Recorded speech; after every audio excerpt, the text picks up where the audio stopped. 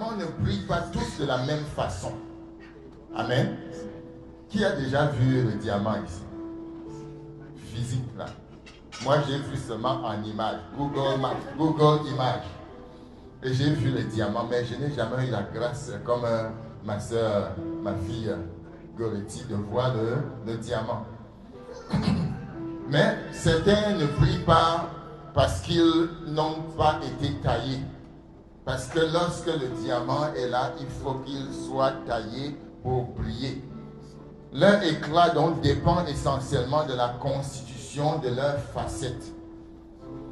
Et lorsque nous considérons le diamant, 3 choses sont nécessaires pour que nous puissions briller.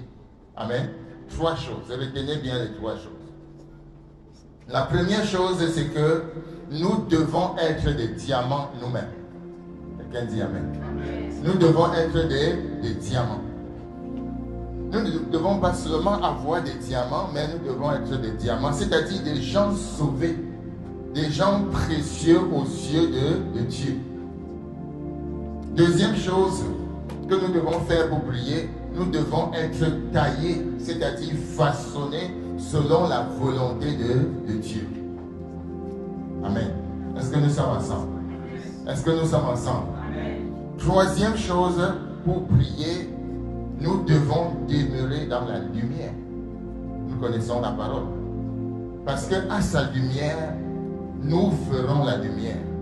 Et nous serons lumière dans le monde. La Bible dit que Jésus-Christ est la lumière du monde. Mais Jésus lui-même nous appelle lumière du monde aussi. Donc lorsque nous sommes dans la lumière de Christ, nous propageons la lumière, nous devenons nous-mêmes lumière. Amen. Sur ce, j'introduis le thème de ce matin. Comme vous l'avez noté dans la fiche, le thème c'est un chrétien biblique. Dis à ton voisin chrétien biblique. Alléluia. Et nous sommes dans une génération où nous devons recentrer les choses selon la parole de Dieu. Certaines personnes aiment qu'on les appelle chrétiens pentecôtistes. Amen. Certains autres aiment qu'on les appelle chrétiens évangéliques. D'autres désirent qu'on les appelle chrétiens apostoliques. D'autres chrétiens adventistes, aidez-moi. D'autres chrétiens presbytériens. D'autres chrétiens catholiques pratiquants et non pratiquants. Il faut préciser. Amen. D'autres aiment toutes ces dénominations-là. De sorte que lorsque tu dis je suis chrétien, on attend la suite. On attend la suite. Tu es chrétien, mais quoi? Baptiste, pentecôtiste, presbytérien, luthérien, il y en a tout. Animiste, anabaptiste, millénium, etc. Bien aimé, il y a donc toutes sortes de clivages liés à la vie chrétienne. Mais notre baromètre de foi doit être la parole de Dieu. Et ce matin, nous voulons parler du chrétien biblique en sorte que chacun de nous puisse chaque jour s'examiner s'il marche selon le canon biblique. Est-ce que nous sommes ensemble? Bien aimé, en 1815, en Angleterre, un mouvement nommé chrétien biblique a vu le jour. Ce mouvement a vu le jour et ses adhérents, n'est-ce pas, ont choisi ce nom parce qu'ils ont décidé de s'attacher fermement à la parole de Dieu. Leur désir, c'était de s'attacher fermement à la parole de Dieu et ils se sont donc appelés chrétiens bibliques, en anglais Bible Christians. Donc, au-delà de simplement nous appeler chrétiens bibliques, il faut fondamentalement que nos bases soient des bases bibliques. Un chrétien selon les standards de Dieu. Amen. Un chrétien selon les standards de Dieu. Et ce matin, je vais simplement que nous regardions ensemble quelques éléments de ce standard de Dieu. 8 éléments peuvent définir clairement le chrétien biblique. Je vais aller très rapidement. Le premier élément, c'est qu'un chrétien biblique est une personne qui croit en Jésus-Christ. Notez-le. Première chose, un chrétien biblique, c'est une personne qui croit en Jésus-Christ. Est-ce que c'est bon jusque-là? Lorsqu'une personne croit en Jésus-Christ, il est un chrétien biblique. Parce que Dieu n'a pas envoyé un autre. Dieu a envoyé une seule personne, son Fils unique. Car Dieu a tant aimé le monde qu'il a envoyé son Fils unique. Si tu crois en Christ, c'est déjà le premier point de cette description du chrétien biblique. La Bible nous dit dans Éphésiens chapitre 1 verset 13, « En lui vous aussi, après avoir entendu la parole de la vérité, l'évangile de votre salut, en lui vous avez cru et vous avez été scellés du Saint-Esprit qui avait été promis. » Bien-aimés, être, n'est-ce pas, un enfant de Dieu passe automatiquement par une foi entière et totale dans la personne de Jésus. Il y a des gens qui croient dans les esprits, qui croient dans des arbres, qui croient aux eaux, qui croient à toutes sortes de choses. Mais notre foi a pour objet exclusivement la personne de Jésus. Où Jésus est tout pour nous, où il n'est rien du tout. Quelqu'un dit Amen.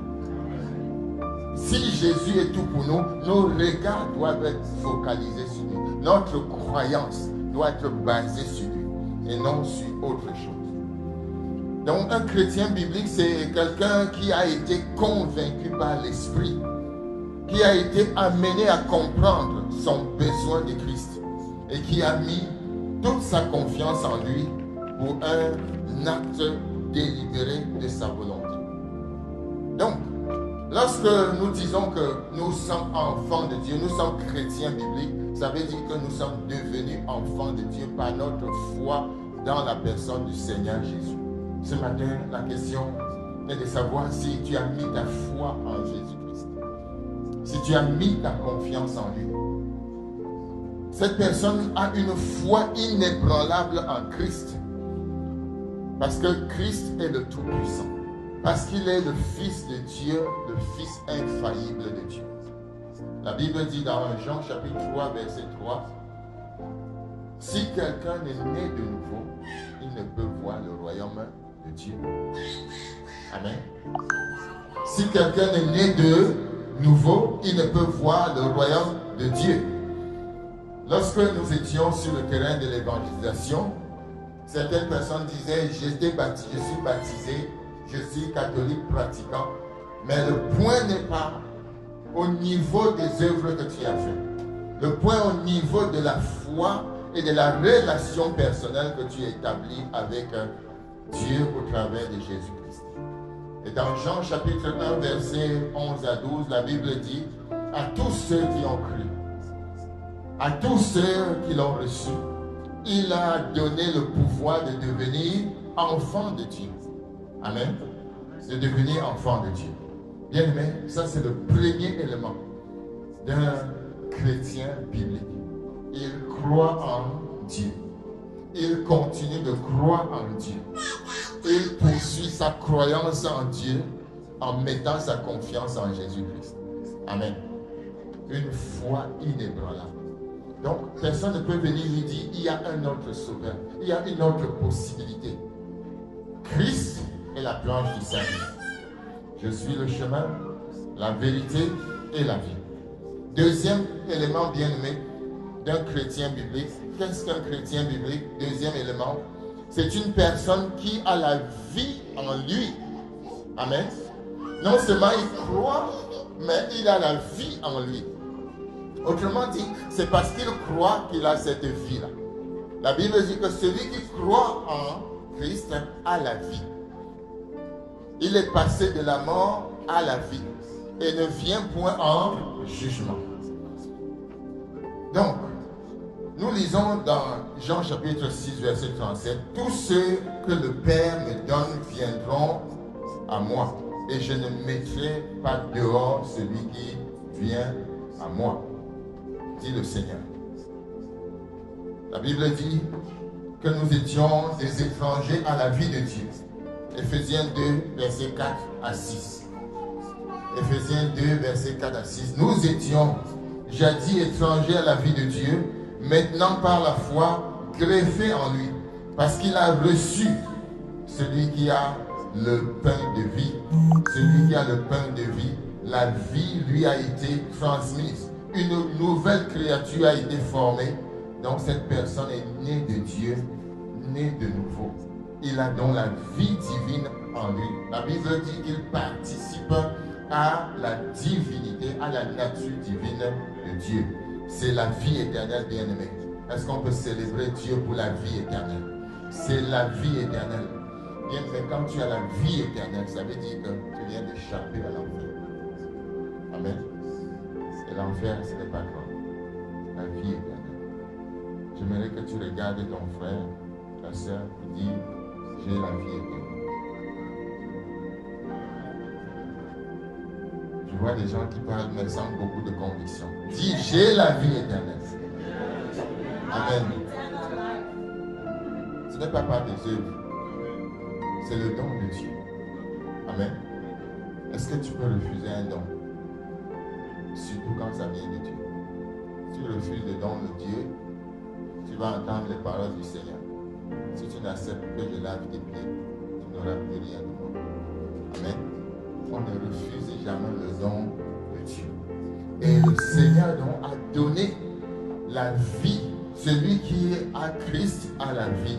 Je vous ai écrit ces choses, petits enfants, afin que vous sachiez que vous avez la vie en Christ. Vous qui avez cru au Seigneur Jésus. Troisième critère de quelqu'un qui est biblique, c'est quelqu'un qui a l'amour de Christ en lui.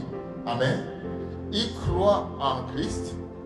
Il a la vie de Christ, mais il a aussi l'amour de Christ en lui. Touche un peu ton cœur. Est-ce que tu as l'amour de Dieu, l'amour de Christ en toi? Amen. Ça, c'est très important.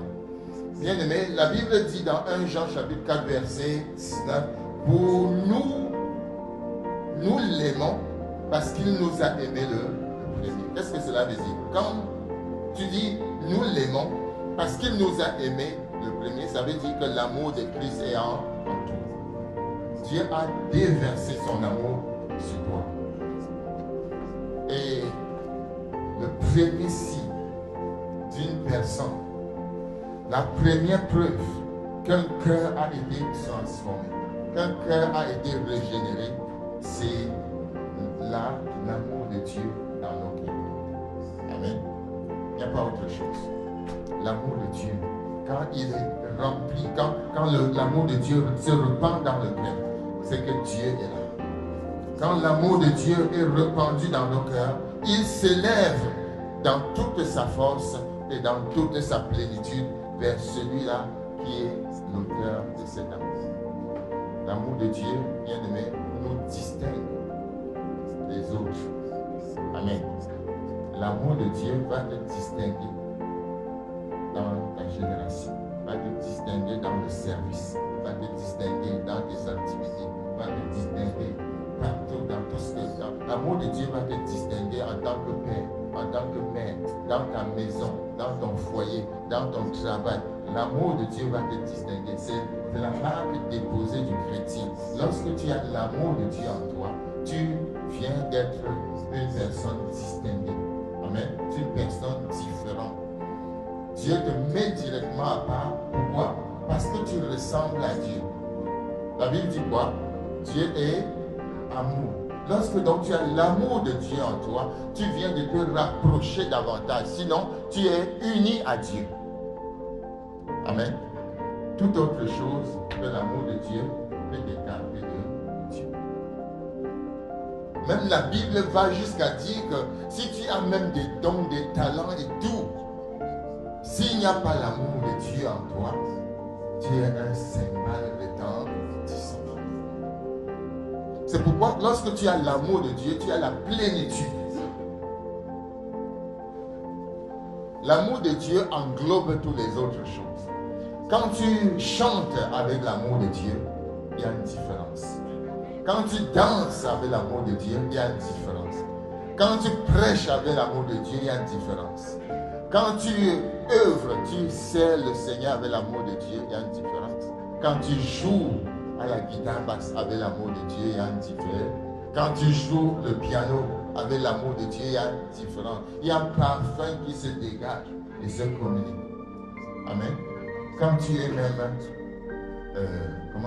quand tu es même rigoureux, mais dans l'amour de Dieu, quelqu'un dit Amen. Il y a une différence. Parce que les chrétiens, l'amour de Dieu ne veut pas dire qu'on rit tout le temps. On est d'accord?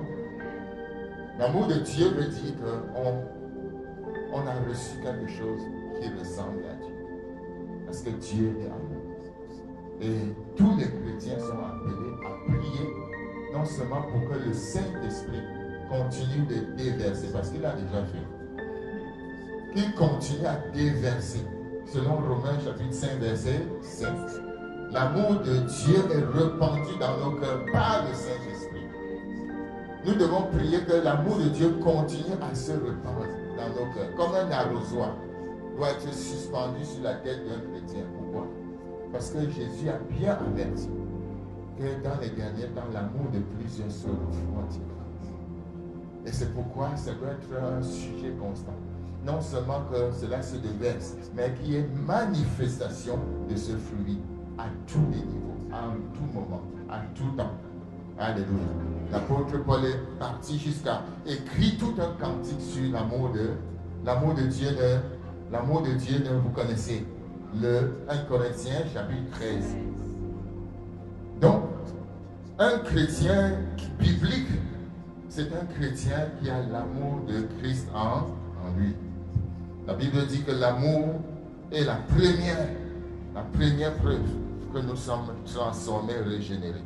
Cet amour nous amène à nous réjouir d'une joie ineffable et glorieuse. Nous nous réjouissons dans le Seigneur. La Bible dit dans 1 Pierre chapitre 1 verset 8, écoutez bien, 1 Pierre 1 verset 8, lui que vous aimez sans l'avoir vu, en qui vous croyez sans le voir encore, vous réjouissant d'une joie ineffable et glorieuse. Qu'est-ce qui fait qu'on peut se réjouir dans le Seigneur d'une joie ineffable et glorieuse? C'est son amour. Amen. Nous ne l'avons pas vu. Mais le fait que l'amour de Dieu soit répandu dans nos cœurs nous pousse non seulement à nous réjouir, mais à avoir une espérance que bientôt nous le verrons face à face. Amen. Quatrième signe, bien aimé, quatrième élément, quatrième caractéristique d'un chrétien biblique, c'est quelqu'un qui a une communion avec Christ. Amen. Non seulement il a l'amour de Christ en lui, mais il est en communion avec Christ. La communion. Alléluia, la communion. Qu'est-ce que c'est fondamental, la communion? Imaginez un peu la communion, qu'est-ce que ça peut créer? La communion est forte. Jésus a dit quoi? Jésus est celui-là qui appelle les gens à voir. Il est toujours en train de chercher à communier avec les gens. Écoutez un peu ce que Jean a dit dans Apocalypse 3, verset 20. Je me tiens à la porte et je frappe. Amen. Si quelqu'un entend ma voix et ouvre sa porte, j'entrerai chez lui et je souperai avec lui. Ça veut dire quoi? Une communion commence. Je souperai avec lui et lui avec moi. Vous voyez, le temps est au futur. C'est-à-dire c'est quelque chose qui continue et qui est toujours là, en perspective. Et je souperai avec lui. La Bible dit dans 1 Jean chapitre 1 verset 3, ce que nous avons vu et entendu, nous vous l'annonçons à vous aussi, afin que vous aussi, vous soyez en communion avec nous. Or, notre communion est avec le Père et avec son Fils Jésus-Christ. Amen. Notre communion est avec le Père et avec son Fils Jésus-Christ. Cette communion, bien aimée, est merveilleuse. Parce qu'il y a un amour immense des deux côtés. Il y a un amour immense des deux côtés. Lorsqu'il y a un amour immense des deux côtés, la communion est parfaite. Alléluia. La communion est parfaite.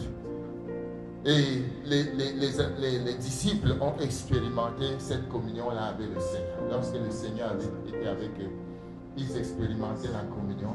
Si bien qu'un jour, quand le Seigneur leur a dit, vous aussi, vous ne partez pas, vous ne fuyez pas comme les autres, ils ont dit quoi? À qui d'autre irions-nous? Tu as les paroles de la vie éternelle. Ils avaient expérimenté que du côté du Seigneur, il y avait un flot, il y avait un fleuve d'amour qui partait de lui, qui partait de lui. Ils savaient que ça venait du trône de Dieu et qui venait vers eux et ils expérimentaient cet amour. Et de leur côté aussi, ils aimaient le Seigneur. Le Seigneur qui leur avait dit, tu aimeras ton Dieu de tout ton cœur, de toute ton âme, de toute ta pensée, de toute ta force. Cette communion-là, lorsque ça vient l'amour vient de deux côtés, la communion est renforcée et il n'y a rien qui peut combattre. Amen. Regardez cela entre les amis. Revoyez cela entre un couple. Revoyez cela dans une église où les gens s'aiment les uns les autres. Alléluia. Les uns les autres. Quand il y a l'amour entre les uns les autres, il y a une véritable communion. Satan se tient à des dizaines de milliards de kilomètres. Parce qu'il a dit que non, il y a quelque chose là-bas que je ne peux pas affronter. La communion. Amen. La communion. C'est extrêmement important. Bien-aimé, toute âme, toute personne née de nouveau chérit le Seigneur. Il aime profondément le Seigneur plus que tout dans le monde. La Bible dit, si tu ne marches pas toi-même avec nous, ne nous fais point partie d'ici. La communion de Dieu était essentielle à Moïse afin qu'il avance, afin qu'il prenne le départ. Il a observé, il a fait le chemin, il a dit, Seigneur, si toi-même tu ne marches pas avec nous, ne nous laisse pas partir d'ici. Nous préférons rester là. Amen. La communion de Dieu est importante dans tout ce que nous faisons, dans tout ce que nous entreprenons, dans le service que nous accomplissons. Nous avons besoin de savoir que Dieu est avec nous. Amen. Que nous sommes en communion. Et ça nous rappelle le message, la série sur l'intimité avec Dieu. Amen. L'intimité avec Dieu, la communion avec Dieu est essentielle. C'est dans la communion avec Dieu que tu reçois des choses clés pour ta vie. C'est dans la communion avec Dieu qu'il te donne, il te livre ses secrets. Alléluia. Quelqu'un avec qui tu n'es pas en communion, tu ne lui diras pas tout. Oui ou non? Tu ne lui diras pas tout. Mais quelqu'un avec qui tu es en communion, tu es prêt à lui dire tout. Parce qu'il y a une communion, il y a une confiance. Il y a une confiance entre vous. Et Dieu veut qu'on établisse avec lui cette confiance-là pour qu'il nous dise tout. Alléluia. Et c'est sûr que chaque fois que tu t'approches du Seigneur pour lui parler cœur à cœur, il commence à déverser sur toi des choses, à te parler, à te livrer des secrets. Bien-aimé, c'est ça le chrétien biblique. Le chrétien biblique demeure en Christ. Demeurez en moi, nous dit Jean dans Jean 15, verset 4. Demeurez en moi et moi je demeurerai en vous. La Bible dit que nous devons faire toutes choses pour rester en communion avec Dieu. Parce que si notre communion est seulement basée sur des choses éphémères, elle ne peut pas durer. Mais si elle est enracinée dans le Seigneur, nous pouvons alors être en communion les uns envers les autres. Alléluia. C'est là que vient la source d'une véritable communion. Cinquièmement, un chrétien biblique, c'est quelqu'un qui travaille pour Christ. Quelqu'un dit Amen. Dis Amen 3 fois. Amen, Amen, Amen. C'est quelqu'un qui travaille pour Christ. Alléluia. Moi, j'aime travailler pour Christ. Que le Seigneur nous donne la force de travailler pour Christ. On a déjà trop travaillé pour les hommes ici. Tu travailles, on te dit non, maintenant c'est le chiffre du soir. Après tu dis c'est le chiffre du matin. Tu n'as même pas fini, on te dit maintenant tu commences à minuit, tu achèves le matin. Alléluia. Travaillons pour les hommes, mais travaillons surtout pour Dieu. Si les hommes donnaient la même énergie qu'ils donnent pour les dollars à Dieu, l'église serait très loin. Amen. Mais nous sommes capables de faire le pas, d'avancer plus, de servir, de travailler pour Dieu. Même Jésus a travaillé pour Dieu. Il dit, mon Père travaille jusqu'à présent et moi aussi. Donc il savait que Dieu travaillait. Dieu n'avait pas, c'est pas comme les autres qui disent, non, Dieu a déjà achevé tout son œuvre. Il dort. Donc tout ce qui se passe dans le monde, il ne s'en occupe plus. Jésus est venu nous dire que Dieu jusqu'à présent travaille. Amen. Et lui aussi, il imite son Père, il travaille. Et comme nous voulons ressembler à Christ, nous devons aussi travailler. Et l'apôtre Paul a pris soin de nous rappeler cela. Bien-aimés, travaillez de mieux en mieux à l'œuvre, sachant que votre œuvre ne sera pas vaine dans le Seigneur. 1 Corinthiens 15, verset 58. Bien-aimés, c'est ça un chrétien. Un chrétien biblique, il travaille pour le Seigneur. La Bible dit, puisque nous travaillons avec Dieu, alléluia, nous vous exhortons à ne pas recevoir la grâce de Dieu en vain. Vous comprenez le message? Il dit, puisque nous travaillons avec Dieu, nous vous exhortons à ne pas recevoir la grâce de Dieu en vain. Les gens reçoivent la grâce de Dieu comme un vêtement de vantardise. Alléluia. J'ai reçu la grâce de Dieu. Alléluia. Et il commence à chanter. Il est bon de louer le Seigneur. Le Seigneur est bon. Mais Dieu dit de se lever et de travailler. Amen. D'aller évangéliser. D'aller prier. De jeûner. De s'agenouiller pour prier. Quand tu vois une situation qui est compliquée, quand tu vois une nation qui est en péril, quand tu vois une famille qui est dans la douleur, quand tu vois une personne malade, ne dis pas seulement, ah, je savais que c'est son péché qui fait ça. Tu ne peux pas juger les gens parce que tu ne connais pas tout. Amen. Quand tu vois une situation, le premier réflexe de quelqu'un qui travaille pour Dieu, c'est de remettre la situation entre les mains du Seigneur. C'est de recommander la situation. Donc, chaque chrétien doit toujours être en train de dire, Seigneur, je viens de voir ça. Seigneur, prends en main la situation. Prends contrôle de cette situation. J'ai vu ça, j'ai vu telle et telle chose. Mais Seigneur, je ne comprends pas tout même. Prends contrôle de cette situation. Alléluia. Nous travaillons pour Dieu. La Bible dit dans Actes chapitre 27, verset 23, un ange de Dieu à qui j'appartiens et que je sers m'est apparu cette nuit. L'apôtre Paul donne le témoignage ici. Pendant qu'il était en train de travailler, la Bible dit, il dit qu'un ange de Dieu à qui il appartient. Ce n'est pas à l'ange qu'il appartient. Amen. C'est à Dieu qu'il appartient. La syntaxe est bien, même si c'est complexe. Un ange du Dieu à qui j'appartiens et que je sers. Il sert qui? Ce Dieu-là. Amen. Parce que certains ont pris ce verset pour aller adorer les anges. Donc, il dit ici, un ange de Dieu à qui j'appartiens et que je sers m'est apparu cette nuit. M'est apparu cette nuit. Le mot ici que je veux souligner, c'est le mot que je sers. Servir, c'est travailler pour Dieu. Le chrétien qui appartient à Christ et qui vit pour lui a l'inestimable privilège, non seulement de travailler pour Christ, mais de travailler avec Christ. Amen. Non seulement nous travaillons pour Christ, mais nous travaillons avec Christ. Les deux doivent aller de pair. Travailler pour Christ, mais travailler avec.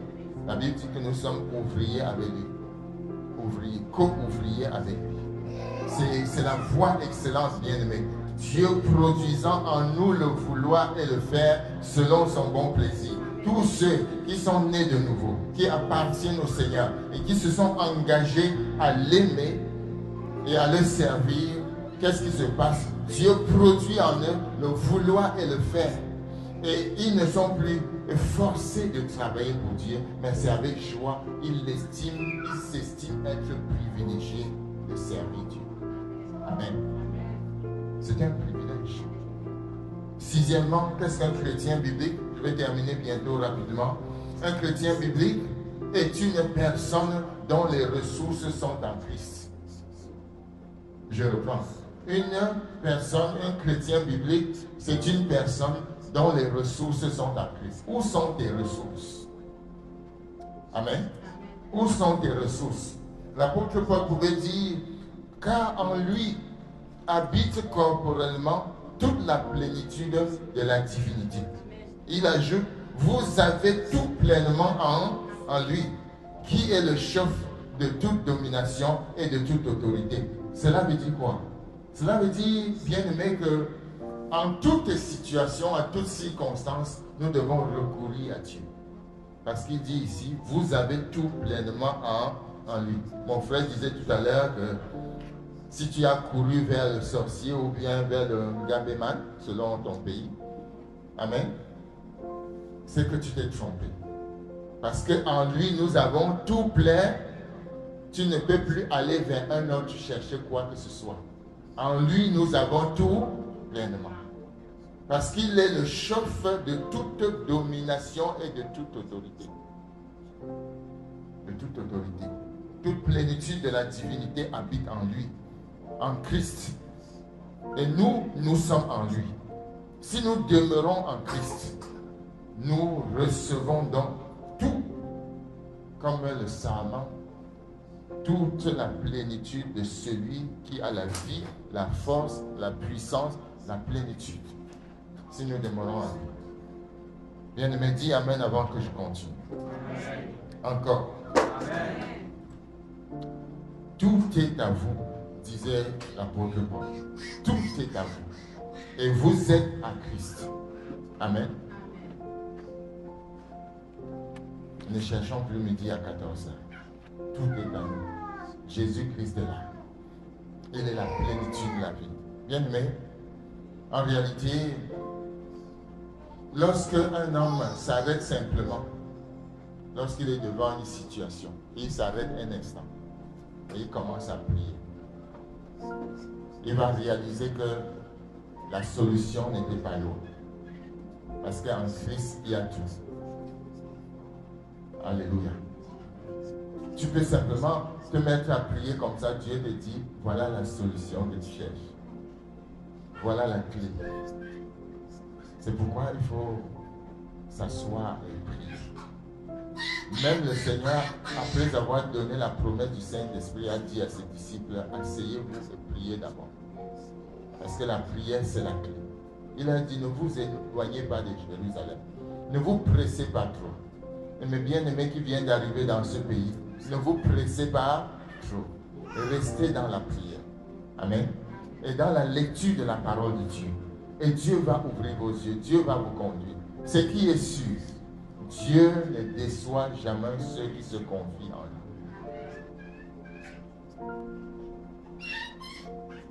Septièmement, et le dernier point, et l'avant-dernier point, un chrétien biblique est une personne qui sera récompensé par Christ. Quelqu'un dit Amen. C'est quelqu'un qui sera récompensé par Christ. Alléluia. Tous les chrétiens seront sauvés, mais tous ne seront pas récompensés. Quelqu'un va dire, mais qu'est-ce que tu dis, pasteur? C'est clair. La Bible le dit. Tous les chrétiens seront sauvés, mais tous ne seront pas récompensés. Lisons dans la parole. Car il nous faut tous comparaître devant le tribunal de Christ, afin que chacun reçoive selon le bien ou le mal qu'il aura fait étant dans son corps. Amen. Il n'y a personne ici qui peut dire qu'il a juste fait le bien, le bien, le bien. Amen. Il a dit selon ce qu'il aura fait en bien ou en mal. Dieu ne nous sauve pas en fonction du bien et du mal que nous avons fait. Il nous sauve en fonction de son amour. La Bible dit que c'est par la grâce que vous êtes sauvés, par le moyen de la foi. Et cela ne vient pas de vous. Amen. Afin que personne ne se glorifie. Afin que personne ne se vante et dit que waouh, je viens de faire quelque chose qui me garantit le ciel. Non.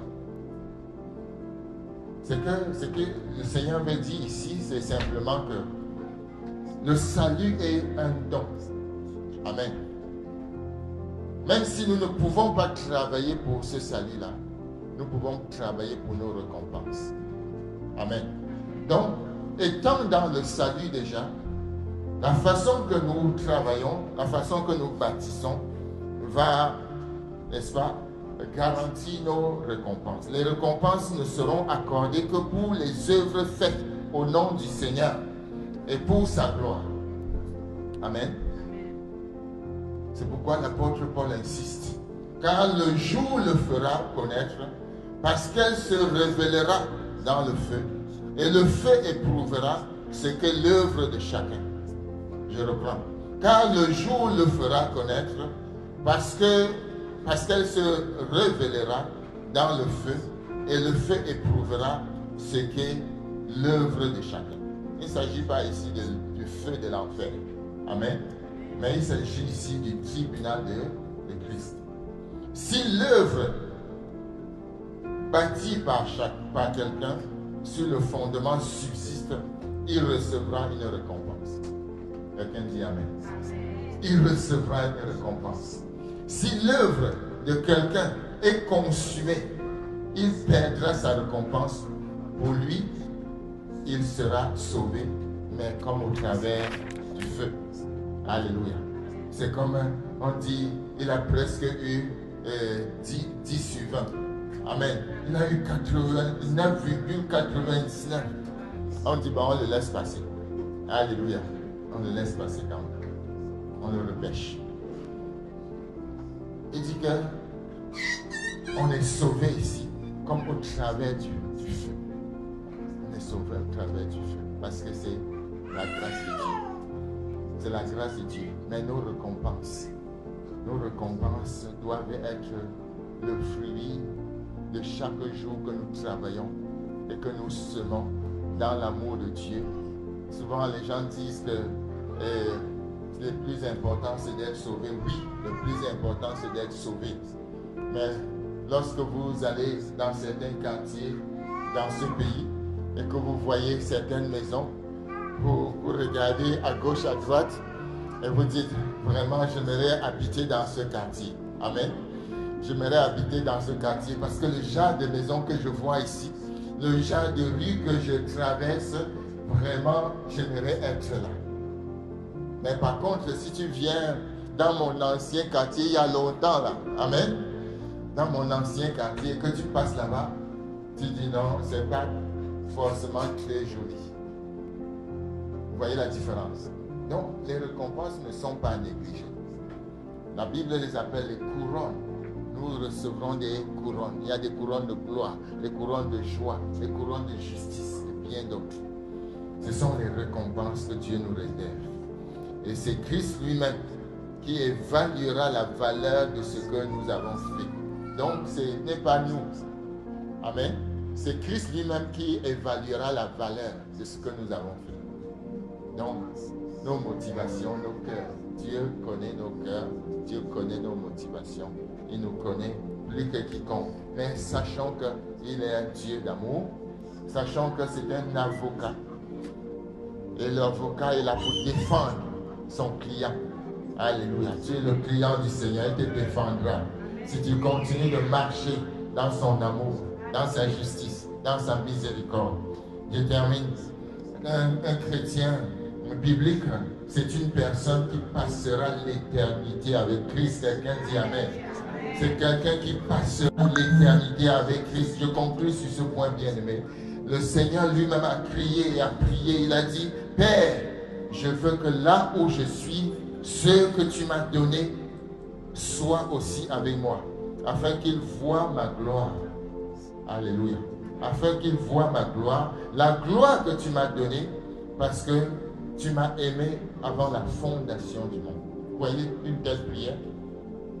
Vous voyez une telle prière? Le Seigneur s'est arrêté un instant à la fin de sa vie. Il dit, Père, je veux que là où je suis, ce que tu m'as donné soit aussi avec moi. Voilà le désir de Dieu. Donc, personne ne peut dire que Dieu ne le veut pas. Dieu ne le veut pas. Dieu veut tout le monde. Là où Jésus est. Jésus nous attend. Et en attendant, il nous appelle à croire en lui. Il nous appelle à vivre la vie qu'il nous a donnée. Il nous appelle à vivre en communion. Il nous appelle à vivre dans l'amour. Il nous appelle à le servir, à travailler pour lui et avec lui. Jésus nous appelle à véritablement trouver en lui nos ressources. Car notre récompense viendra de Dieu. Et celui-là qui est un chrétien dit biblique, c'est celui-là qui sait qu'il passera l'éternité avec Jésus. Que le Seigneur soit loué ce matin. Alléluia. Ouvrons-nous un instant pour prier. Merci Seigneur. Alléluia. Alléluia.